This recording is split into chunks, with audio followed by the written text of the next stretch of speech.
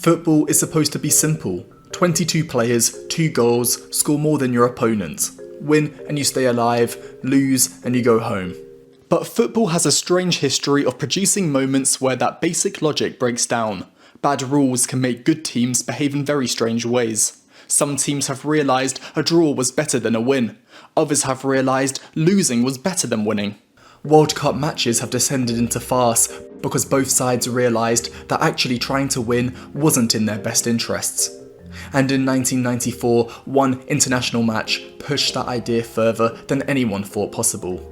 A team deliberately scored an own goal because it gave them the best chance of winning, and their opponents realised that to qualify they could actually score in either net.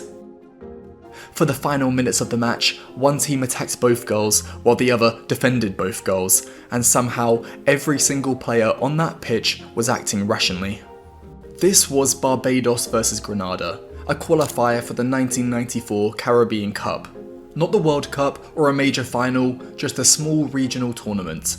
But it exposed a problem football keeps running into. Sometimes the rules reward the wrong thing.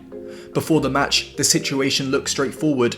Barbados needed to beat Grenada by 2 goals. Anything less and they were out. By the 83rd minute, they had it. Barbados led 2-0. They were through.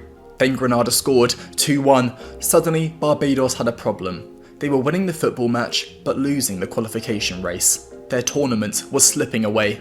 Normally, the response is obvious. Throw everyone forward, take risks, find another goal.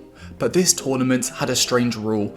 If a match was tied after 90 minutes, extra time began, and the first goal in extra time counted as 2. A double golden goal, which meant Barbados no longer needed another goal before full time, they just needed the match to be level. At 2-2, 1 goal in extra time would become a 4-2 victory, exactly the margin they needed. Barbados had only minutes left to save their tournament. The crowd expected one final attack. Instead, they turned around and deliberately scored into their own net. On purpose, a team that needed to win by 2 gave away its lead. And that's when Grenada realised what Barbados was trying to do. Grenada didn't need to win, they just needed to avoid losing by 2. If they could find one more goal before full time, Barbados were out. And they didn't care which goal it went into. Against Barbados, they qualified. Into their own net, they qualified. Which meant, for the final few minutes of the match, Grenada attacked both goals and Barbados defended both. Grenada manager James Clarkson later said his players didn't know whether to attack our goal or their goal.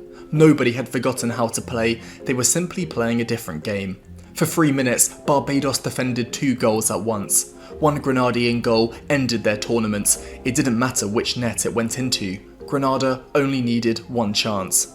Barbados held on, the final whistle blew, it was now extra time. The exact scenario they had engineered. Trevor Thorne scored, and because of the double golden goal rule, the official result became 4-2 for Barbados. They qualified and Grenada went home. FIFA later cleared Barbados of any wrongdoing. The problem wasn't what the players had done, it was what the format had encouraged. The double golden goal rule disappeared soon afterwards. And this wasn't the first time football's incentives had gone wrong.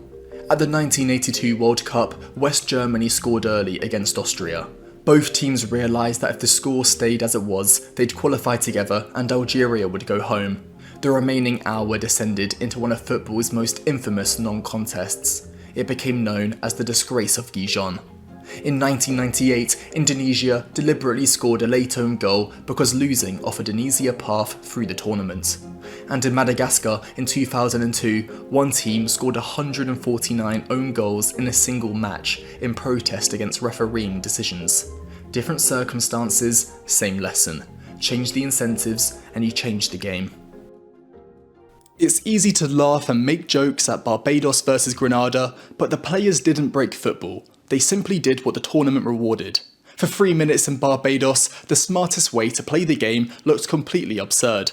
The rules hadn't changed, only the logic of winning had. Thanks for watching, and I'll see you next time.